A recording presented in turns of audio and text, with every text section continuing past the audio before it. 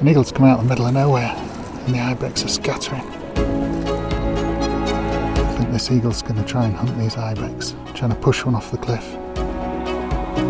Coming in again for another ibex, just pushing one along. Oof, God, just push one along the cliff.